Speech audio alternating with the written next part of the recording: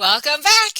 Today we are talking about sex and the summer with my monthly guest, Dr. Christine Hyde.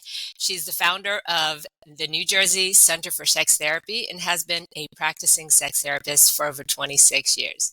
And let's get straight into it. So, Dr. Yes. Hyde, how can the Hello. summer Hi, how can the summer season affect your sex life? Well, first of all, summer sunshine decreases melatonin. And what we know is that melatonin dampens our sex hormones, reducing our arousal, reducing our drive. So the sunshine, in contrast, gives us increased alertness, more energy. And what is well known now is that vitamin D is actually an aphrodisiac. Oh, So I didn't know all of that. us take our vitamin D because vitamin D elevates mood, it boosts testosterone and estrogen, all of our good feeling, sexy hormones. Warm weather in general, Tina, increases our blood flow, increases our sexual arousal. Increased heat equals increased endorphins. And what science has found is actually the best temperature to be sexy in is between 77 and 82 degrees. Hmm. Hotter climates are well known to have a lot more sex than cooler climates. So I'm sure southern states are banging it out in the summer and otherwise. Also, a great study out of Villanova University finds and scientifically kind of proves that in the early months of summer is when we're really at our horniest. Interesting. I didn't know all that. That's good to know. So it's not in someone's imagination. Well, that kind of leads to the question I was going to ask, like, is that what makes summer sex more enticing? Well, when you think about it, even our young people like teenagers, they usually have their sexual debut in the summer months. So whether it's their first kiss or their first touching experience or even their first intercourse, it actually often happens between the different school years during the summer. Why would that be? Well, more time, more relaxation, more amusement, less clothing, so the skin to skin Hmm. contact, more reveal. You see a lot more skin. You see a lot more body parts. Things are sort of boosted, elevated, and everywhere. So our vision is sort of bombarded with this sort of sexual landscape. And also anything that makes your heart race. Amusement parks, outdoor sports, walking, hiking, swimming. All of these improve your mood, reduce your stress, and Mm. that exercise releases endorphins, dopamine, serotonin.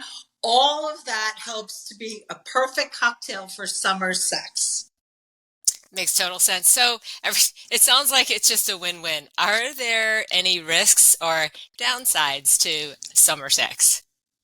Believe it or not, there are a few risks, and these are that, summer is a time for adventure and vacation and relaxation.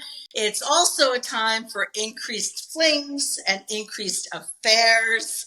Um, that also happens more often in the summer. We know that condom sales go up in the summer, but Interesting.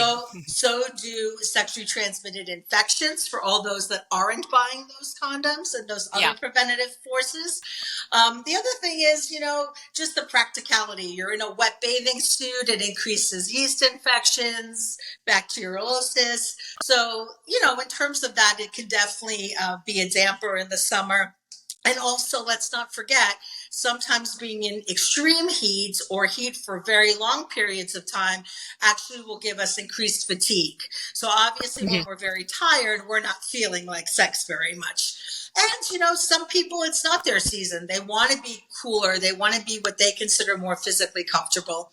So some of the downsides are those. We've had a previous episode talking about affairs, just in general and why they Yes. happen. Um, and then you just mentioned that, so I'm so curious. Is it statistical, or do you happen to know, are there more affairs during the summertime? It's believed, while no one has actually done any kind of science or study on it, I can tell you Yeah. anecdotally in all my Yeah. years experience, people will often begin affairs over the summer. Now, that doesn't mean that they don't Interesting. occur every time of the year, but Right. oftentimes summer gives more opportunity, right? So if you're at work, some people are away, some people aren't. It Right. might give coworkers a time to speak more liberally because their bosses are away, or they Right. may be away on vacation, or they may be taking a little road trip to go visit their family, and they find their ex-boyfriend or ex-girlfriend back in their hometown. So in Okay. some ways, Yeah. there are more opportunities in the summer than there may be during other months, depending on what your travel looks like. But most Yeah. people do take a vacation in the summer versus Right. other months during the year. Right. And Yeah. I was just thinking you got a longer day, so if you're at work or staying after work, you'll be out longer if you're doing stuff with colleagues than if it was the winter time. So that's so interesting. Yeah. And I Um, think the other piece is whether we want to acknowledge it or not. The fact is that alcohol is a sexual lubricant and an impulse disinhibitor, right? So mhm. we're more likely to sort of act out. People drink more alcohol over the summer months as a refreshment, or again, as you said, they're staying out after work. The sun doesn't go down till 8:39 o'clock. In some places even later. So there's Right. more outdoor drinking, there's more lubrication, there's increased arousal. Yeah. Another interesting fact is that androstenedione is the name of the male sweat pheromone. And what we find is that in the people around the person with that male sweat pheromone, it actually improves the people around you's mood. It increases the focus of the people around you. It decreases the cortisol levels and increases arousal. So believe it or not, sweaty guys are definitely actually more attracted or attractive to the people around them during the summer months. Interesting. I was just thinking about at the gym, why people notice people at the gym when everyone's sweating. It's all, Okay. yes, there's a It's a science thing. to it, 100%. Uh-huh. Not in our imagination. And then the last question that I had was, what can we do to enhance our sexual summer selves? I mean, I think the first thing is to sort of, the number one thing, especially for us as women, is really to sort of accept our bodies, right? Mm, Because it's that inhibited hiding, covering up, putting, hot layers on to kind of cover our skin that actually disinhibits the sex. So it's going out there, shoulders back, kind of very proud and confident, not being preoccupied with what we look like or how we're acting, and really just taking good care of ourselves, right? So right. hydration is super important in the summer months. Eating properly, exercising, meditation, yoga, just really overall helping yourself. Good therapy, kind of Hmm. unleashing, processing, and getting rid of the toxic energy and toxic content of our lives. All these things will contribute to a hotter, sexier self. But I really think going out there with confidence, as I've always said in almost all my podcasts, Yeah. sexual confidence is the number one aphrodisiac for other people. If you come Yeah. out there happy, joyous, positive, you're going to attract more people, quite frankly, irrespective of what your looks are, actually.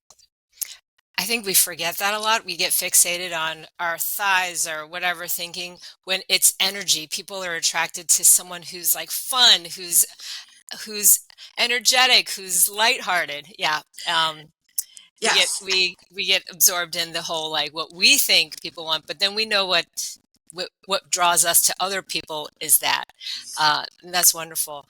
I do have an ask for all of our listeners, specifically in terms of when you listen to Dr. Hyde and I would love to know what you think about the podcasts that we do together when we talk about different subjects, whether it be about relationships, summer sex.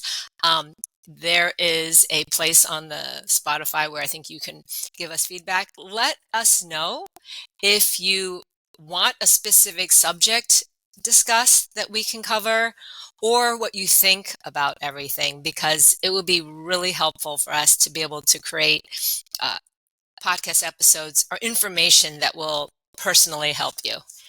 Well, Dr. Hyde, I think that is all my main questions about. Thank you. Have a wonderful summer, everyone. Have a wonderful summer. I'm Coach Tina. For more information about how to work with me, head to ironstrongfitness.com and send me a message. I'll see you next time.